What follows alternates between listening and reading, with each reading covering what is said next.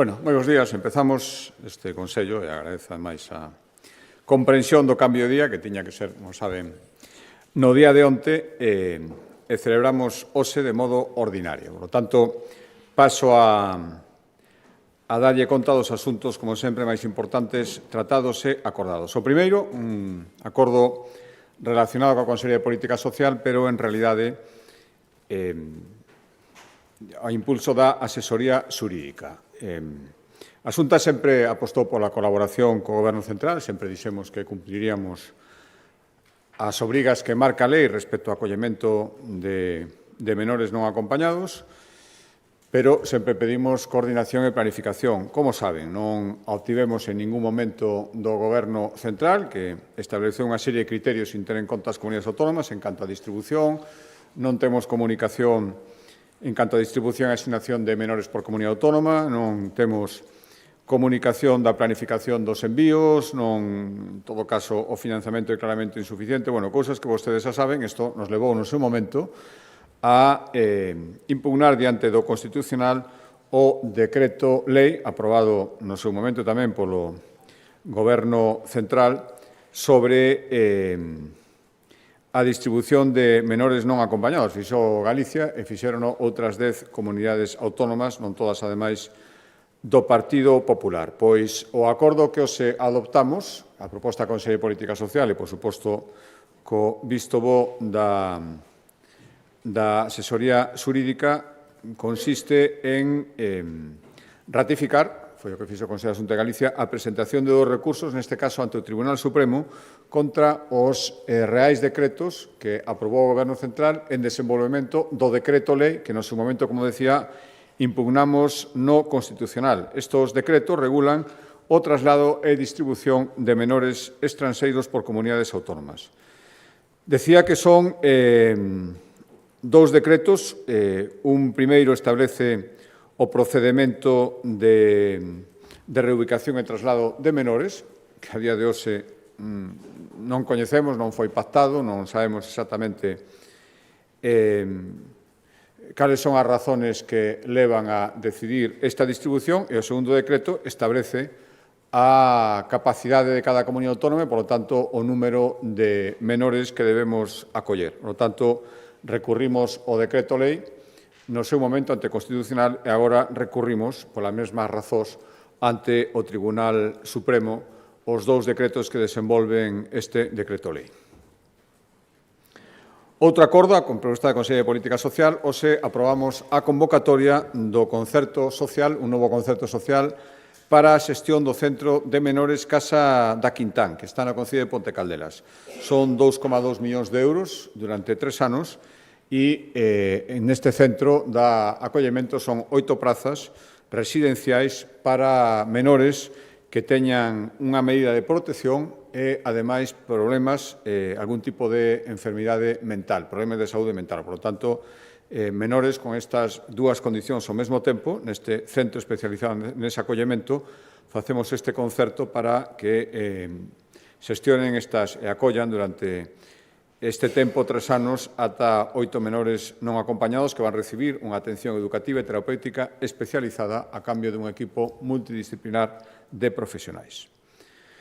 O último acordo, a proposta da Consellería de Política Social, non é un acordo, é un informe que se presentou a Consellería sobre os actos que ten previsto realizar dende agora ata finais deste ano, 31 de decembro, para conmemorar o Día Internacional de Eliminación da Violencia contra a Muller. Así se chama institucionalmente, o sea, en 25 de novembro.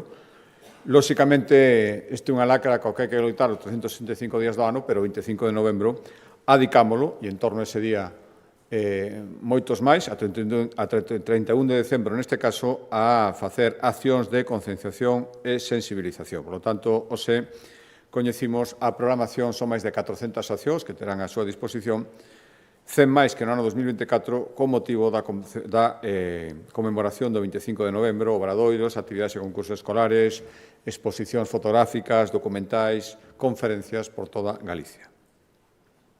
Cambio de acordo de Consellería, proposta da Consellería de Cultura, hoxe acordamos destinar casi 300.000 euros, 290.000, para seguir apoiando a celebración de festivais profesionais de artes escénicas en Galicia.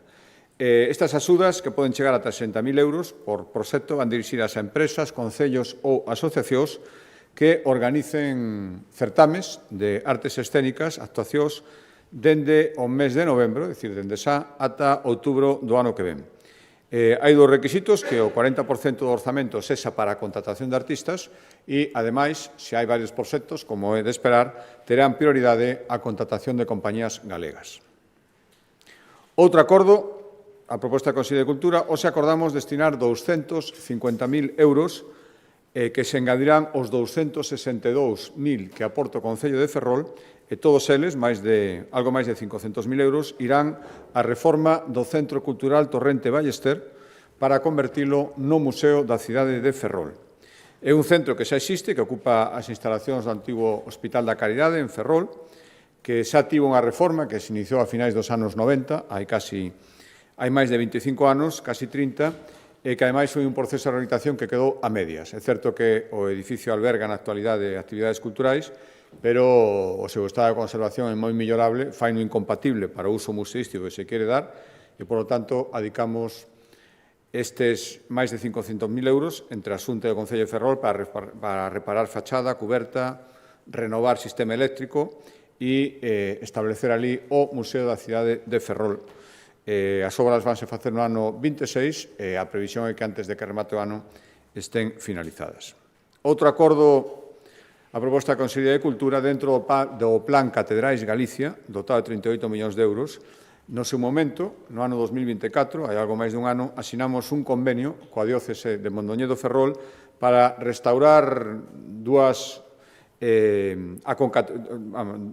edificios religiosos, a Concatedral de San Xiao en Ferrol, adicamos 318.000 euros, e a cuberta da Catedral de Mondoñedo, que no seu momento foron 258.000 euros. Pois ben, dentro das obras que se fixeron na Catedral de Mondoñedo, pois apareceron problemas estruturais que é o que nos leva ao acordo de hoxe, que é engadir eses 258.000 euros, outros 250.000 máis, para rematar estas obras de restauración da Catedral de Mondoñedo. Total serían 500.000, a metade se están executados, ou se están executando, e agora este acordo engade outros 250.000. Cambio de acordo de Consellería, paso a Consellería de Medio Ambiente.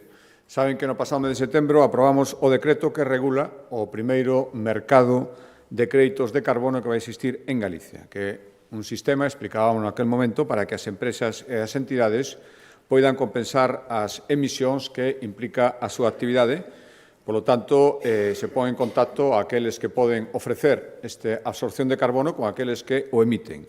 Imos ser a primeira comunidade autónoma en habilitar unha plataforma virtual para poñer en contacto estas dúas partes.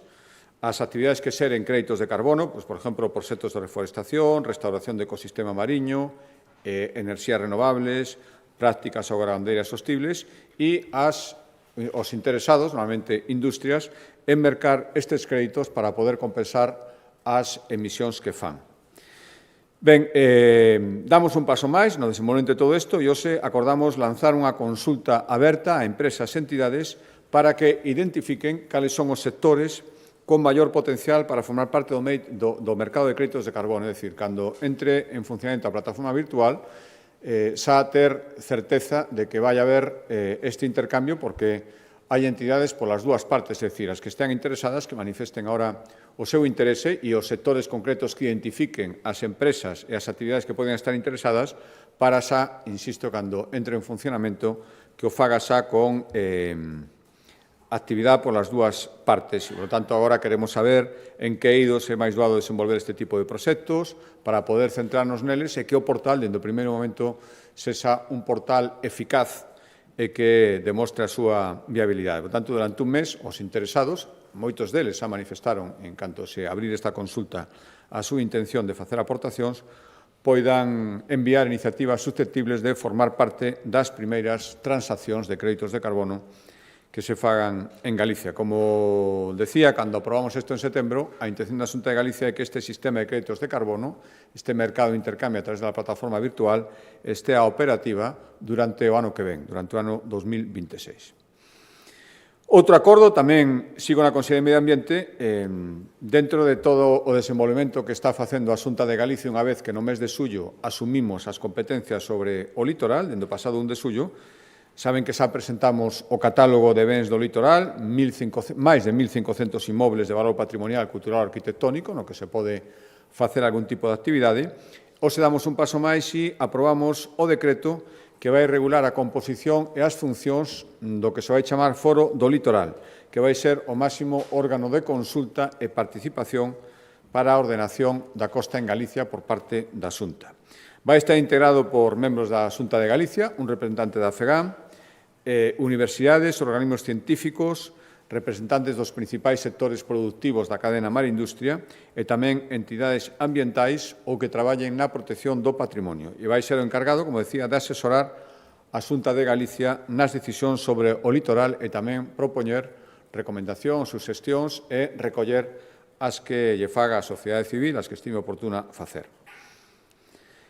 Cambio de acordo, a proposta, hoxe coñecimos, elevou na Consellería de Facenda, un informe bastante ilustrativo sobre a situación económica dos concellos, por lo menos en canto á súa xestión orzamentaria. Saben que, aparte de a súa obligación de rendir contas diante do Consello de Contas, que máis é condición para recibir axudas públicas, tamén teñen, está no Estatuto de Autonomía de Galicia, na Lei de Facendas Locais, a obrigación de rendir contas ante a Xunta de Galicia, sobre todo a efectos estatísticos, que é o que agora queremos dar conta de todos os datos recollidos.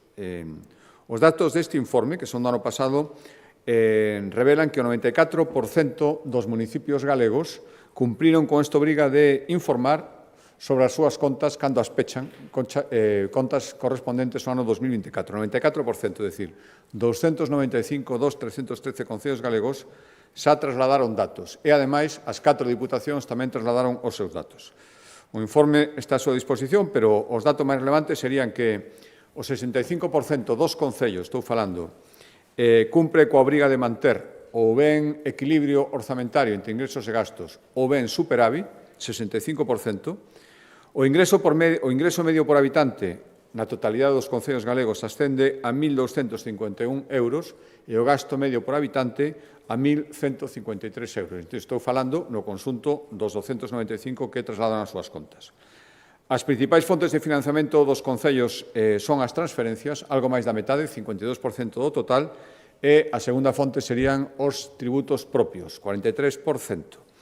E dentro das transferencias, que son máis da mitade dos seus recursos, o 40% do que reciben os concellos corresponde a transferencias da Xunta de Galicia. En canto ás diputacións, o ingreso medio por habitante é de 341 euros e o gasto é de 274 euros. E as transferencias tamén son a súa principal vía para obter ingresos. 76% dos ingresos dunha diputación son transferencias e dese 76%, o 20% son transferencias que lle fai a Xunta de Galicia. E despois, a segunda fonte de financiamento das diputacións son os tributos propios ou a xestión dos tributos que fan por delegación dos concellos e a taxa que cobran por eso é un 18% dos seus ingresos. E último dato, datos de execución, insisto, do conxunto das 4 diputacións do seu orzamento, 48%, datos de execución do conxunto dos 295 concellos, 72%, datos de execución da Xunta de Galicia, 100%.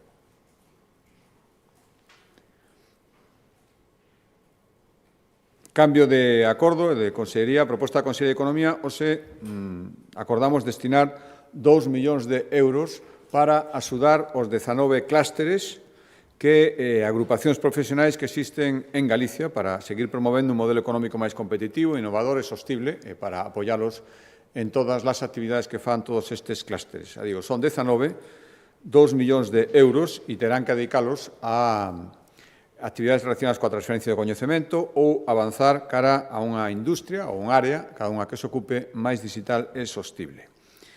Outro acordo da Consellería de Economía tamén, na súa faceta de titular da SERA, de Axencia das Industrias Forestais, hoxe aprobamos distribuir a distribución definitiva, unha axuda convocada, a distribución das axudas que convoca a SERA son 4,4 millóns de euros que recibirán 70 empresas da cadea Industria Forestal Madeira.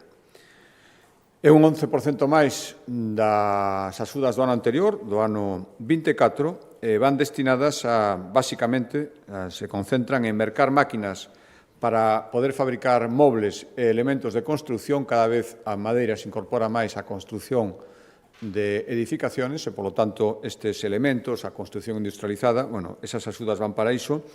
Tamén aparellos para o secado da madeira con fines industriais, para a digitalización das empresas desta cadena e tamén para obter certificados de calidade e xestión ambiental que lles permitan, sobre todo, facer actividade exportadora.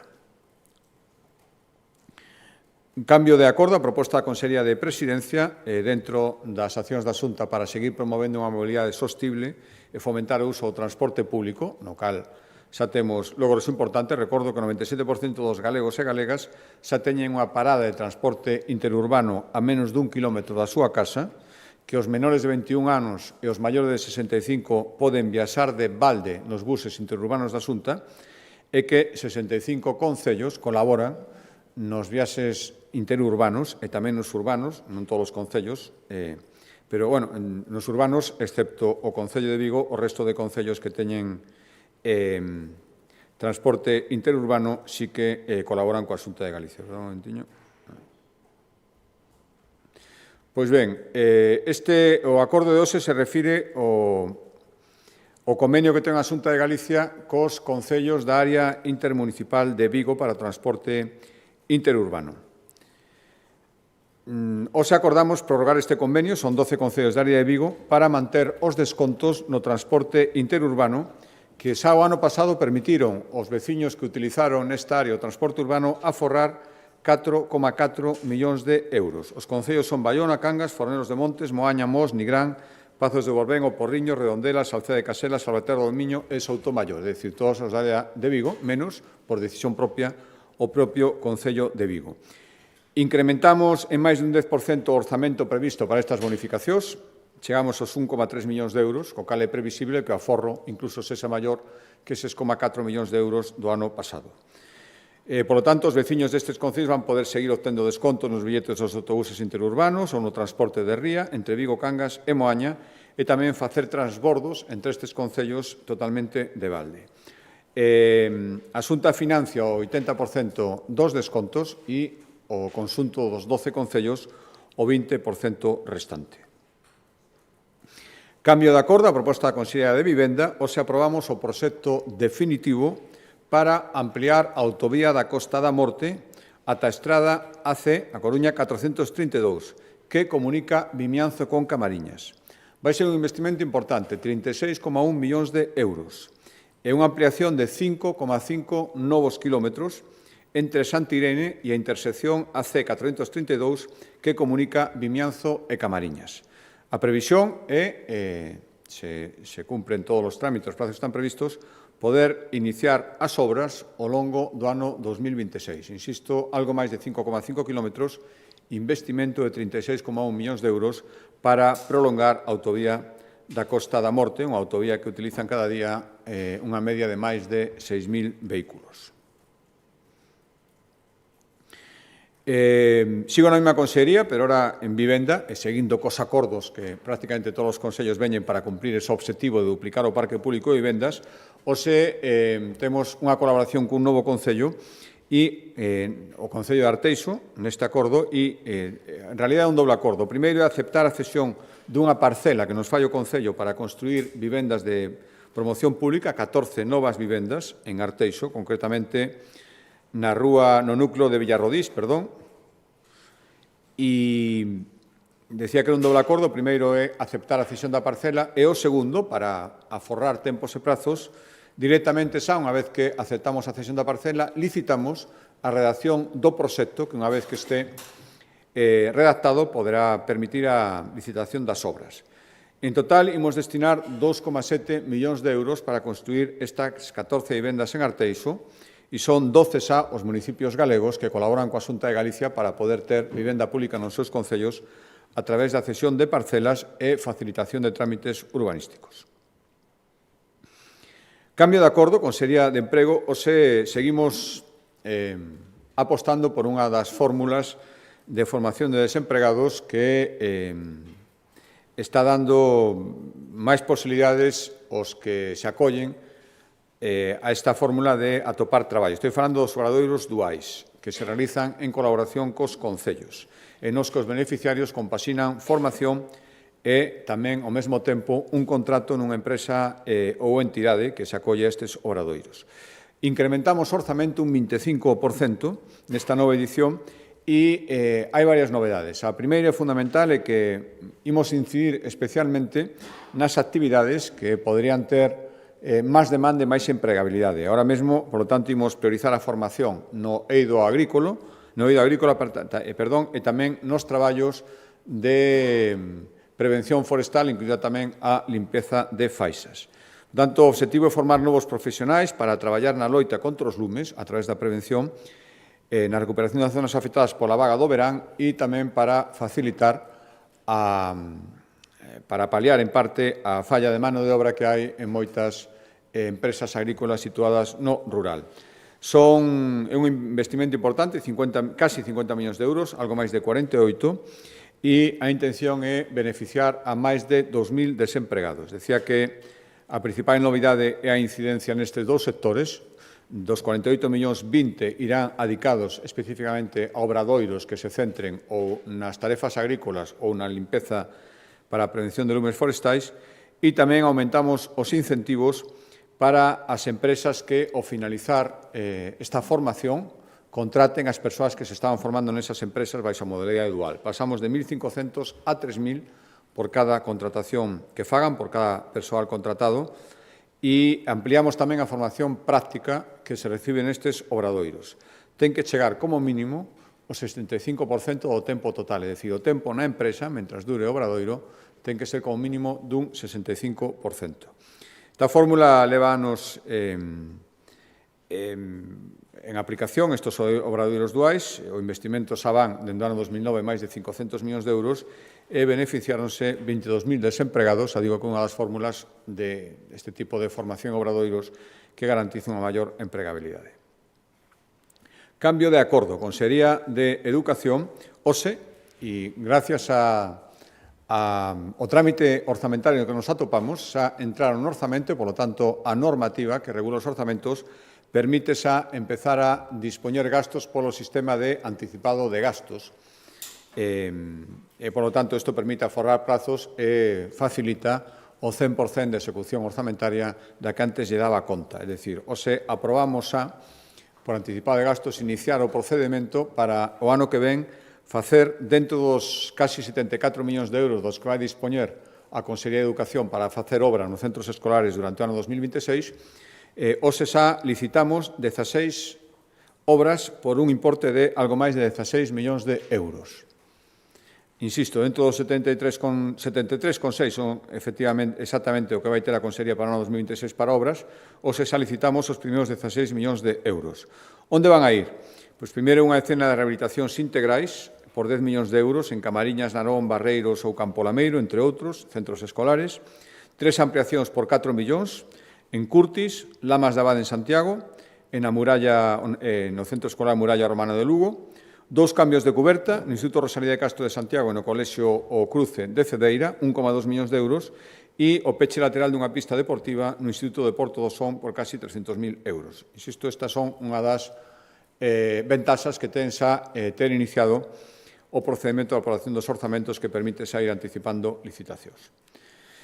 Penúltimo acordo é un informe da Consellería de Vivenda sobre os datos de licitación de obra pública en Galicia referido aos 9 primeiros meses deste ano no que estamos, neste ano 2025. Estes datos amosan que a Xunta lidera a licitación de obra pública en Galicia 395 millóns de euros, o que supón un 17% máis que o que licitou a Xunta de Galicia no ano anterior. Por lo tanto, un de cada 3 euros que se inviste en obra pública en Galicia son euros que proceden da Facenda autonómica.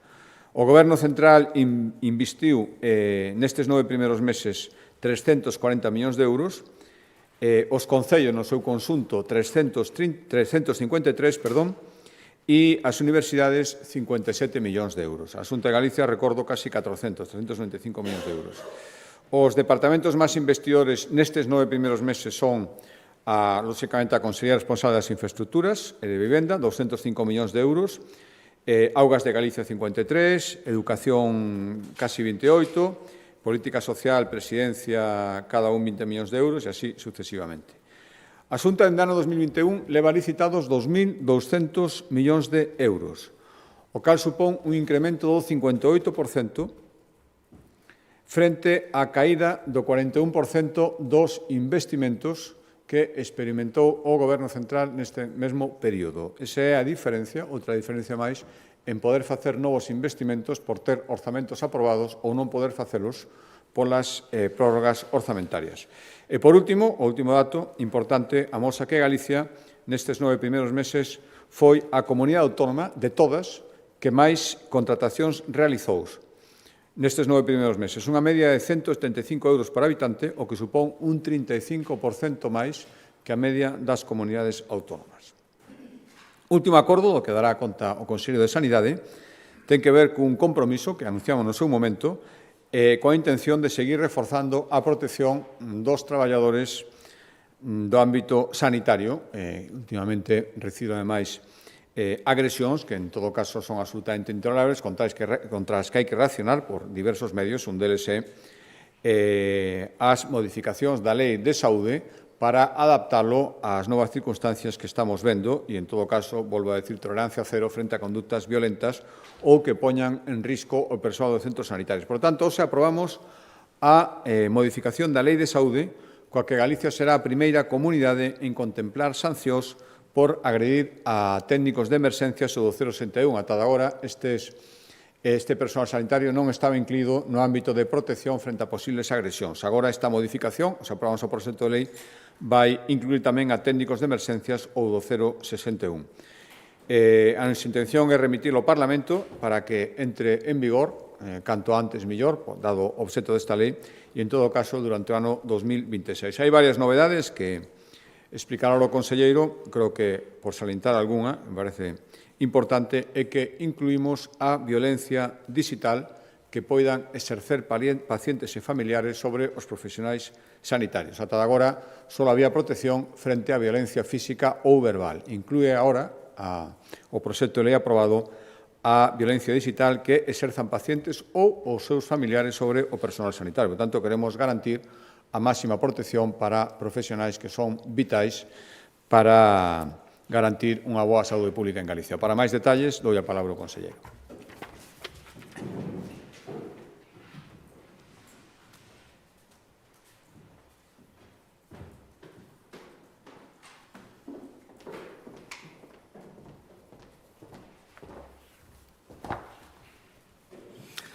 Bueno, bos días.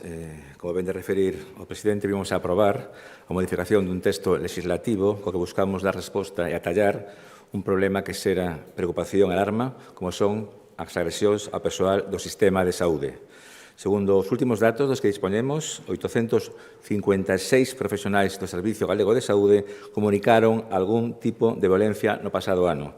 A maioría desas agresións foron verbais ou sextais, máis de 500, pero tamén se produciron 340 accións que comportaron violencia física.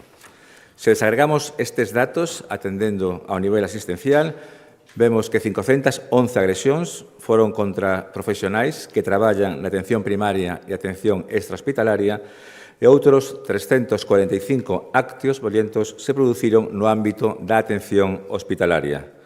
Independentemente do como e de onde se produza, todo acto de violencia, sexa física ou verbal, é deplorable.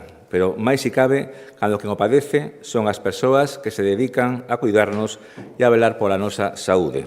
É algo que non podemos tolerar. A nosa briga, como responsables públicos, é adoptar medidas e poñer todos os medios a noso alcance para previr e atallar esta situación. Así o vimos facendo nos últimos anos coa elaboración de protocolos fronte á violencia no ámbito sanitario, así como a adopción de medidas nos espazos físicos de atención aos pacientes. Zonas que podían estar máis tensionadas como son as consultas ou servicios de urxencia. Instalamos o que é o botón acude en máis de 15.700 ordenadores do persoal. Cada área sanitaria ten localizados, ademais, botóns físicos a maiores en función das necesidades de seguridade detectadas e todos os hospitais dispoñen de cámaras de videovigilancia, sobre todo nos corredores e salas de espera dos servicios de urxencia ou de admisión. O certo é que a tendencia crecente de violencia no ámbito sanitario nos leva á ampliación das nosas accións, coa posta en marcha de novas medidas, especialmente de carácter preventivo, para atallar estas situacións. Medidas deseñadas especialmente para evitar no posible a aparición de novos capítulos de violencia ou condutas que poñan en risco a integridade dos profesionais do ámbito sanitario. Medidas que se plasman na modificación da Lei de Saúde de Galicia que vimos de aprobar no Consello da Xunta, que eleva a rango de lei a prevención e protección fronte ás agresións a todo o persoal do Sistema Galego de Saúde, xa sexa público ou privado. O proxecto de lei que os aprobamos consta dun artículo e 16 apartados que abordan as modificaciones da Lei de Saúde de Galicia para reverter a tendencia actual de agresións no ámbito sanitario. Para isto, en primeiro lugar, o texto legal recolle e concreta a definición de persoal de ámbito sanitario e os profesionais que se inclúen nesta lei. Así, a definición de profesional do ámbito sanitario para os efectos de violencia neste ámbito amplíase a todo o persoal que realiza actividade sanitaria de carácter asistencial ou con funcións de administración, admisión, inspección, traslado de pacientes e calquera outra que, sen ser estrictamente asistencial, garde relación coa dita actividade en centros sanitarios, domicilio do paciente, dispositivos de transporte sanitario ou de atención sanitaria urgente. O texto estende todas as medidas de prevención e protección fronte aos actos de violencia a todo o sistema sanitario de Galicia, con independencia da titularidade pública ou privada do centro sanitario de prestación de dito servicio. Galicia será a primeira comunidade autónoma en recoller sancións por agresións aos técnicos de emerxencias sanitarias do 061. Así nos comprometéramos coas asociacións que representan a estes traballadores que teñen un alto nivel de exposición ao risco de agresións e así o recollemos no novo texto legislativo. En segundo lugar, e como resposta ás novas formas de violencia, ademais da violencia física e verbal, inclúese a violencia digital, exercida por pacientes, familiares ou acompañantes contra os profesionais da sanidade. E esténdese o concepto para aplicarse tamén a agresións fora dos recintos sanitarios con ocasión da prestación da asistencia sanitaria e non só durante o propio exercicio da función dos profesionais. Dentro dos deberes da cidadanía, ademais do xenérico deber de respeto ao personal que presta os seus servicios no sistema de saúde, tamén se suma o deber de respecto da súa honra e prestixio profesional. En correlación a ese deber, o seu incumprimento establécese como infracción sanitaria. Coa modificación da Lei de Saúde tamén modificamos o capítulo de infraccións e sancións para dar un tratamento específico e distinto ás agresións e demais actitudes violentas de xeito que se nivelizan, tipifican e sancionan de acordo á súa gravidade. Infraccións leves, como falta de respecto ou insulto ás autoridades e aos profesionais. Multas que poden ir dos 300 aos 1.500 euros. Infraccións graves, como resistencia, ameazas, coacción, acoso digital ou ciberacoso e represalias, multas que oscilan dos 1.501 euros aos 3.000 euros. E, por último, infraccións moi graves, agresións físicas ou a residencia da Comisión de Infraccións Graves nos últimos 5 anos, multas que van dos 3.001 euros aos 15.000 euros. Con independencia das sancións que lles sexan impostas, as persoas que cometan infraccións en materia de violencia no ámbito sanitario poderán ser obrigadas a reparar os danos e perxuízos materiais ocasionados e mesmo aboar os gastos de asistencia sanitaria da vítima.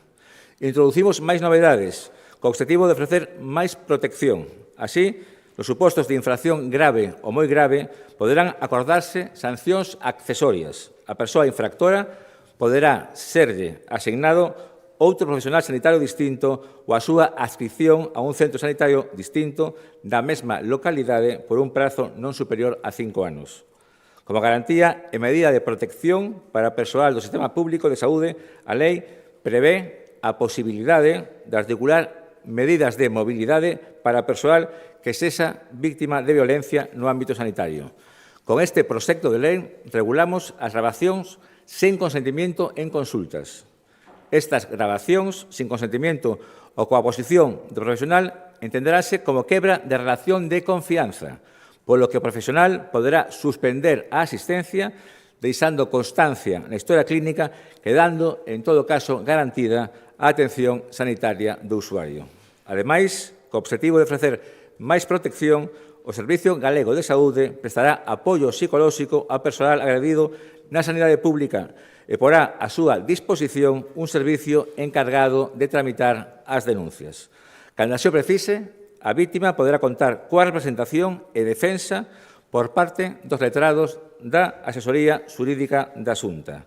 Queremos facer hincapié na prevención e, por iso, introducimos tamén medidas de formación específica, como a realización de actividades conxuntas con interlocutores policiais e sanitarios.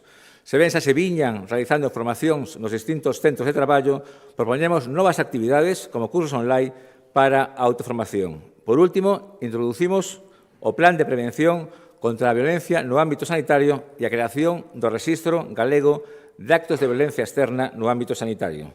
O plan será un instrumento que garante o dereito de todos os profesionais a recibir asistencia e protección das administraciones públicas e servicios de saúde. Será de aplicación en todos os centros que prestan asistencia do Sistema Público de Saúde e nos seus entes. Tamén se establece que para o caso de servizos e actividades sanitarias ou asistenciais que se contraten co sector privado, os pregos de licitación incorporarán a obriga para a empresa contratista de dispoñer dun plan de promoción e formación en materia de violencia no ámbito sanitario.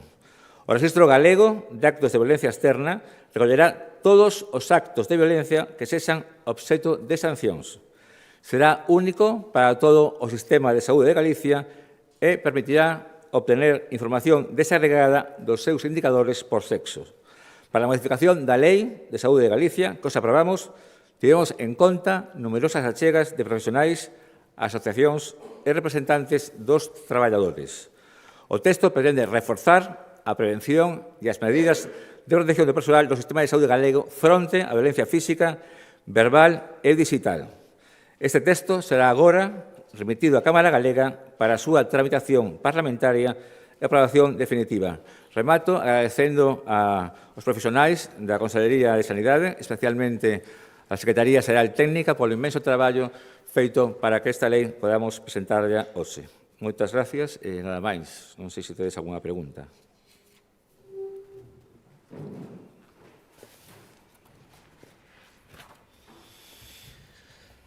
Bo día, conselleiro. Bo día. Eu teño unha pregunta sobre outro asunto. Quería coñecer a posición final de Galicia con respecto ao envío de datos sobre os cribados e o Ministerio de Sanidade. A súa consellería, vostede mesmo se mostrou desde un primeiro momento aberto a transmitilo, despois se sumou con outras comunidades do Partido Popular a retrasar ese envío e agora parece que mañá finalmente sí que a Xunta vai remitir eses datos no Consello Interterritorial. Non sei se me pode confirmar esta información. Gracias. Sí, mañá no Consello Interterritorial vamos a falar deste tema, vamos a centrar fundamentalmente nos cribados e tamén en el déficit de profesionales en atención primaria. En relación aos cribados, onte presentamos os datos actualizados a este ano, 2025, a Asociación Española contra o Cáncer, porque consideráramos que era o que deberíamos de facer. Primeiro, ofrecer os datos aos pacientes e despois ao resto da sociedade. De feito, desde onte, estes datos son públicos para todo aquel que os quera coñecer na páxina do Observatorio de Saúde de Galicia. Están aí. Eu creo que o Ministerio de Sanidade ten xente de sobra para navegar por internet e poder tamén verlos esos datos. De todas maneiras, en canto ao Ministerio poña a disposición das comunidades autónomas unha plataforma onde podemos despregar os datos dunha maneira segura, pois sempre o faremos, pero bueno, son públicos.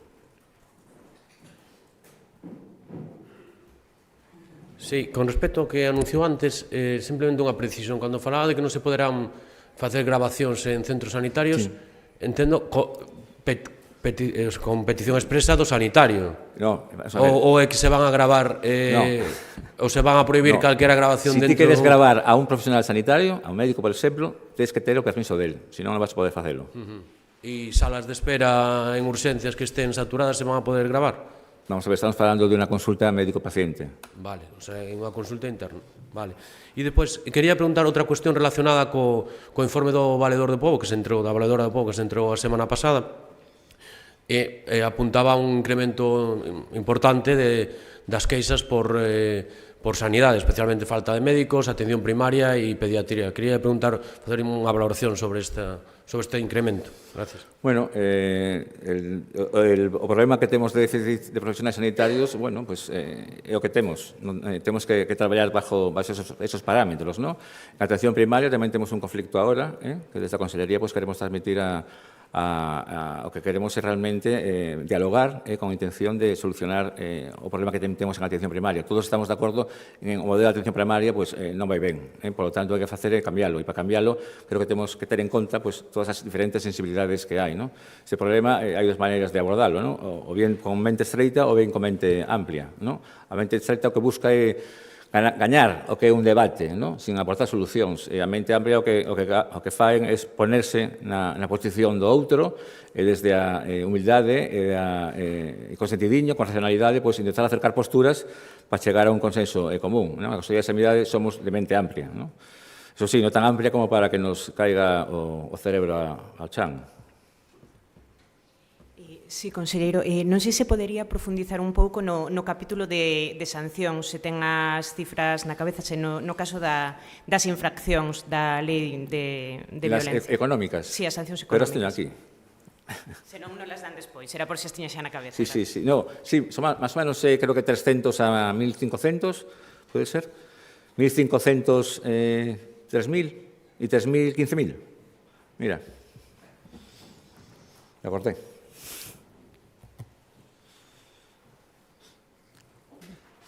Pois moitas grazas.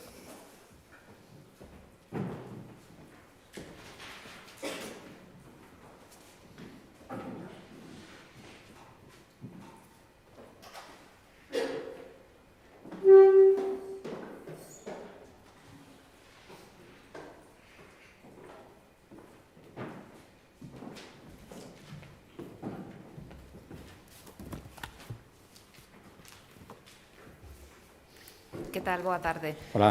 A Audasa parece que está traballando nunha suba dos peaxes da P9, o sea que os galegos imos ter que pagar máis o vindeiro ano. Non sei cal é a posición da Xunta ao respecto. Moitas gracias.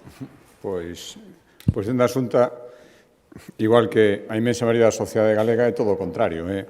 Eliminación das peaxes. Temos feito hasta un estudio económico donde se avala que é máis se aforraría máis que mantendo as concesións hasta o final, pero, bueno, estamos vendo que os intereses da Audasa e do Goberno Central que a respalda e a tolera van novamente en contra dos intereses dos galegos. O lamento moitísimo e moito máis vendo esas promesas electorais que teño que recordar sempre de gratuidade das peaxes.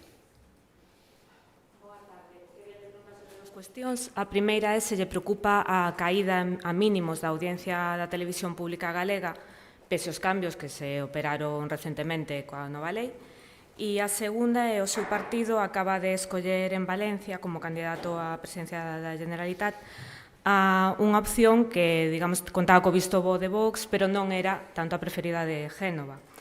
Quero lle preguntar se consultou esta decisión cos varóns territoriais, como a interpreta, se gañou forza Vox nesta negociación. Gracias. Sí, respecto a primeira, a televisión pública, e, por lo tanto, unha televisión de todos os galegos, respetando, por suposto, o resto de cadenas e o resto de opcións. Por lo tanto, si é que se produciu esa caída, non descoñezo exactamente os sistemas de medida nin os datos en concreto, si teño entendido que hubo unha disminución, supoño que os responsables da cadea estarán facendo o necesario para intentar recuperar esa audiencia como fai calquera canle ou calquera empresa que se dedique á comunicación. pero neste caso, insisto, é a televisión de todos os galegos e, por lo tanto, creo que é bo que teñan os bons datos de audiencia, esa é a miña opinión. Respecto á segunda pregunta, mire, que a min ni siquiera cal era o candidato de Génova, como se decía na pregunta, algo que se reflexaba nos medios de comunicación, ni siquiera sei se en Génova tiña un candidato ou unha candidata favorita, por lo tanto, si eso foi o que se decidiu, creo que quen tiña que decidilo era no ámbito de Valencia, outra cosa é escoitando a quen se tivera que escoitar, e, por lo tanto, non sei se efectivamente esa é a decisión final, estaba no Consello, se anunciou agora non me consta, o que deseso é que canto antes se poida seguir gobernando con normalidade en Valencia, logo da dimisión do anterior presidente, de Carlos Mazón. El xa dixo, dixeron despois todos os responsables políticos nesa comunidade, por lo menos os responsables políticos que queren traballar en serio, que o importante era seguir co que sigue pendente, que é a reconstrucción. Por lo tanto, canto antes, e iso vai supoñer unha continuidade e poder seguir na reconstrucción, eu pouco teño que decir, máis que ojalá que todo iso vaya ben.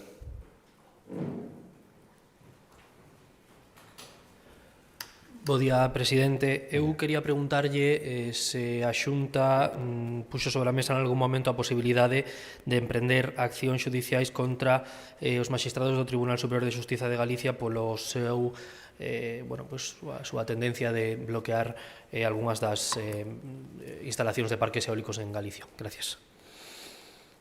O que temos feito ata agora é poñer de manifesto unha circunstancia absolutamente obxectiva, que é que o único Tribunal Superior de todos os que existen no conxunto do Estado que está seguindo este criterio é o Tribunal Superior de Xustiza de Galicia.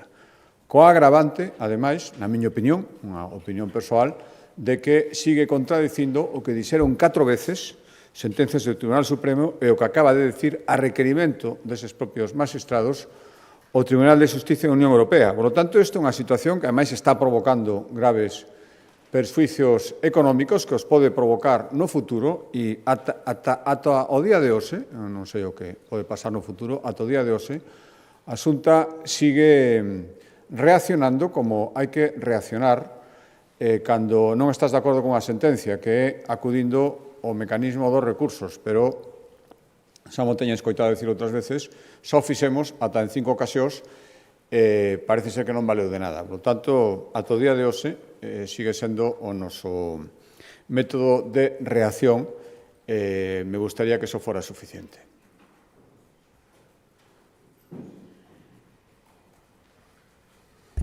Hola, bons días. Quería preguntar en relación a un tema que é bastante importante porque vanse cumplir agora anos da traxedia do Prestige e Sasemar, que é encargada precisamente da protección da nosa costa, ten a un dos buques, as dous destinados en Galicia en dique seco e outro que ten máis de 40 anos. Quería preguntar, se non cree necesario que a Xunta debe facer máis presión para que Galicia conte con medios necesarios en salvamento marítimo. E depois, dúas cuestións máis. Unha relacionada con a postura do Partido Popular sobre a suba do IBI. Creo que lembro aquí que vostede se manifestou en contra a subida do IBE, o seu partido en Madrid tamén. En Santiago, o seu voceiro do Partido Popular en Santiago amosouse moi contrario a unha medida aprobada polo Concello de Santiago para subir o IBE ao 150% as vivendas vacías en Santiago, e xusto esta medida foi o que acaba de aplicar un alcalde do Partido Popular en San Xoán do Río. Quería preguntarlle se vostede está de acordo con esta medida. E despois, outra cuestión que subemos hoxe, que foi a suba da poboación de Galicia, afortunadamente, pero vendada pola emigración. É dicir, Galicia sube en poboación grazas ao fluxo de emigrantes que chegan a Galicia. Quería preguntar se cree que é necesario que haxa migrantes, que veñan migrantes para manter esa poboación en Galicia. Gracias. Sí, imos ver a primeira. Sí, por suposto, pero que eso xa o vimos con outros recursos relacionados tamén coa actividade no mar, o vimos con barcos que loitaban contra o narcotráfico, por lo tanto, claro que... Ora, outra cosa é que si o gallá que simplemente a presión que fixera a Xunta servira para que o Goberno Central en outras moitas cousas tamén entrar en razón, pero por suposto que os medios deben estar operativos e non en dique seco, nunca mellor dito, máis tempo do razable. Por lo tanto, seguiremos insistindo en isto e outras cousas. Durante moito tempo, saben que había noticias de que barcos tamén, buques adicados a vixiancia aduaneira, pois tamén estaban ou noutros sitios ou directamente aquí en Galicia, pero non funcionando. Respecto á segunda pregunta,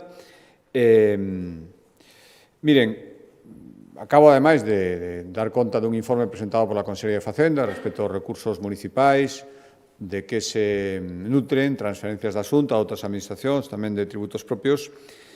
Eu creo que cada concello debe tomar as súas decisións sobre a súa política retributiva e moitas veces son decisións responsables e levan aparellado, pois, o mellor baixada noutros impostos ou, cando menos, unha xestión económica razoable. O que non creo, isto creo que respondo a súa pregunta, que non creo en este tipo de solucións máxicas, pensar que o problema da vivenda se soluciona simplemente con maior carga impositiva e non facer nada máis, que me temo que é o tipo de solucións ás que están acudindo algúns dos concellos que toman este tipo de decisións.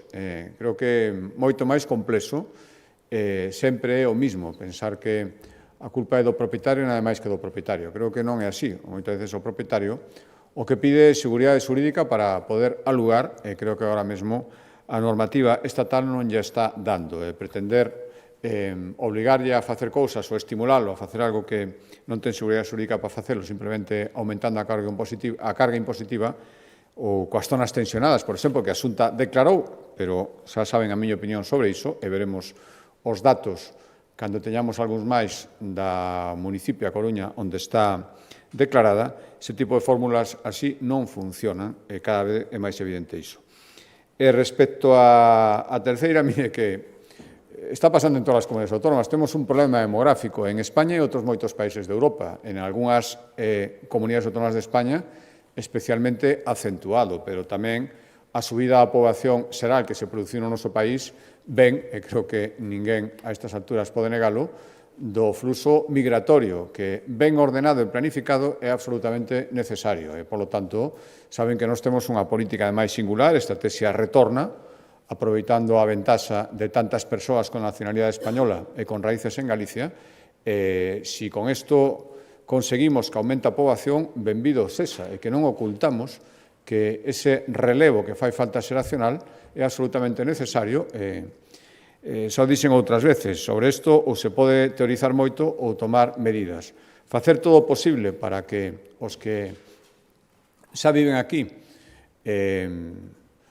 poidan ter fillos e que desexan telos e estímulos económicos, as guarderías, a tarxeta benvida, bonificacións fiscais nos tramos autonómicos dos impostos, todo iso que estamos facendo, pero non é dabondo e, polo tanto, favorecer un fluxo migratorio ordenado creo que é beneficioso para todo, incluso para aumentar o saldo poboacional e, polo tanto, non oculto que agora mesmo probablemente sexa a principal causa, pero benvida sexa, está sendo en toda España e en moitos países de Europa. Presidente, boa tarde. Hola. Eu quería preguntarlle se pode garantir que a Xunta non vai a autorizar ningunha iniciativa privada que intente implantar unha facultade de medicina en Galicia. En todo caso, se lle consta que hai xa que se lle presentaron ao Goberno galego algún proxecto neste sentido. Gracias. Sí. Sobre a segunda parte non me consta, dende logo, polo menos non de xeito formal. Díseno aquí algunha outra vez, manifestacións de interés sobre este e outro tipo de facultades sí, pero ninguna proposta formal. E, indo ao consunto da pregunta, quero aproveitar, porque ademais foi a semana pasada, para agradecer a responsabilidade de todos os que interviron nun acordo que xa o dixen antes de que se producira, e con moita máis razón agora, creo que vou para a Facultade de Medicina, para os estudiantes de Medicina en Galicia, para a Medicina en Galicia, e tamén para Galicia o seu futuro. Por lo tanto, eu agradezo a responsabilidade dos tres reitores e das persoas que dentro do Goberno galego tiveron unha participación máis directa, un é o Conselleiro de Sanidade e outro é o Conselleiro de Educación. E, polo tanto, todo o que ali se acordou, que ademais ten que ser desenvolvido e executado, por suposto, hai que respetalo. Eu non entendo os pactos de outra maneira, e os acordos. Muy bien, muchas gracias.